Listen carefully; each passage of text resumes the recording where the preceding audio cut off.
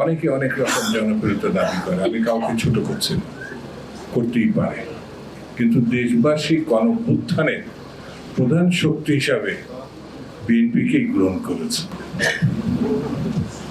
আমি শুরুতেই জাতীয়তাবাদী কর্মসূচি দলকে ধন্যবাদ জানাই। আমাদের তিনজন প্রবীণ জননেতা মির্জা আব্বাস, ইসলাম খান এবং ব্যারিস্টার রফিকুল ইসলাম মিয়া, যারা অসুস্থ, চিকিৎসাধীন, তাদের আরোগ্য লাভের জন্য আপনারা আজকে দোয়ার অনুষ্ঠান আয়োজন করেছেন। আমরা আপনাদের সঙ্গে শরীক হয়েছি, এই জন্য আপনাদেরকে আমি ধন্যবাদ জানাই। রাজনৈতিক বক্তব্য সালাম ভাই চমৎকারভাবে দিয়েছেন, আমার খুব বেশি কথা নেই, তবে একটু ধৈর্য ধরতে হবে এবং সেটি বিএনপিকে ধৈর্য ধরতে হবে। বিএনপির মধ্যে ছোট বড় অনেক নির্যাতন তারা ভোগ করেছে। স্বাভাবিক কারণে 18 বছর ধরে তাদের প্রাপ্তির খাতা একেবারে শূন্য।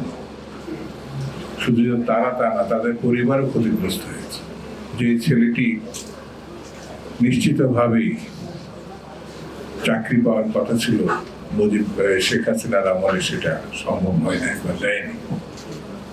সেই জন্য এক ধরনের অস্থিরতা থাকতে পারে। তবে যারা শেখ হাসিনার আমলে অন্যায়ের শিকার হয়েছে, বর্তমান সরকার কিন্তু তাদের ব্যাপারে অত্যন্ত সহানুভূতিশীল। আমাদের প্রধানমন্ত্রী জনাব তারেক রহমান, শহীদ জিয়া এবং বেগম খালেদা জিয়ার উত্তরাধিকার, তিনি সহানুভূতির সঙ্গে, আপনি দেখবেন কোন রকম প্রতিহিংসা তার মধ্যে নাই। প্রতিহিংসা বলতে তিনি কিন্তু একেবারেই শূন্যের কোঠায়।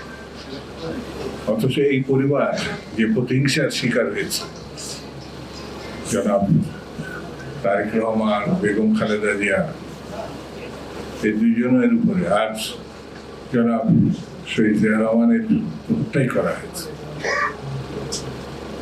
তিনি কিন্তু প্রতিহিংসা সরকার, বর্তমান সরকার না। 90-এর গণঅভ্যুত্থান পর দেশ নেত্রী বেগম খালেদা জিয়া প্রধানমন্ত্রী হয়েছিল। দেশবাসী তাকে প্রধানমন্ত্রীর আসনে বসিয়েছিলেন। দীর্ঘ আন্দোলন সংগ্রামের মধ্য দিয়ে তিনি সেই যোগ্যতা, নেতৃত্ব, ভাবমূর্তি অর্জন করেছিলেন।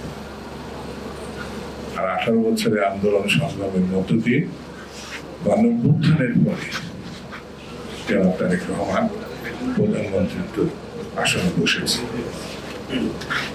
অনেকে অনেক রকম জনপ্রিয়তা দাবি করে, আমি কাউকে ছোট করছি না, করতেই পারে, কিন্তু দেশবাসী গণঅভ্যুত্থানের প্রধান শক্তি হিসাবে বিএনপিকে গ্রহণ করেছে। কারণ তারা যখন ভোট দেওয়ার সুযোগ পেয়েছে 12 তারিখে, তারা কিন্তু বিএনপিকে ভোট দিয়েছে। কেন ভোট দিয়েছে?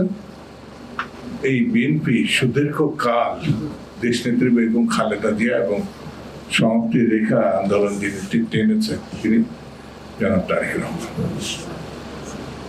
তারেক রহমান সাহেবের উপর যে আক্রমণ হয়েছিল 1/11-এর সময়, আল্লাহ তাকে রক্ষা করেছে, তার মৃত্যু হতে পারত। আর দেশনেত্রী বেগম খালেদা জিয়া তিলে তিলে হত্যার চেষ্টা করেছে শেখ হাসিনা, চিকিৎসা পর্যন্ত দেয়নি। মানে এরকম হিংস্র একটা নেতৃত্বে বাংলাদেশ ছিল।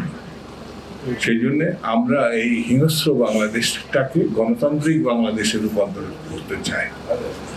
আমাদেরকে অত্যন্ত দক্ষতার সঙ্গে, ধৈর্যের সঙ্গে এই সরকারকে সমর্থন দিতে হবে এবং যেখানে যাই হোক না কেন, একটা মহল আসে কিন্তু বিভিন্ন জায়গায় ছোটখাটো ব্যাপারটাকে বিরাট ব্যাপারে রূপান্তরিত করে।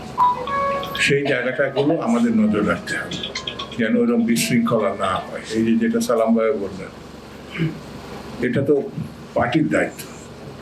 আমাদের নেতা জনাব মির্জা আব্বাস এখন চিকিৎসার উদ্দেশ্যে তিনি দেশের বাইরে, ইসলাম খান হাসপাতালে, আর দীর্ঘদিন ধরে অসুস্থ ব্যারিস্টার রফিকুল ইসলাম মিয়া, প্রবীণ নেতা।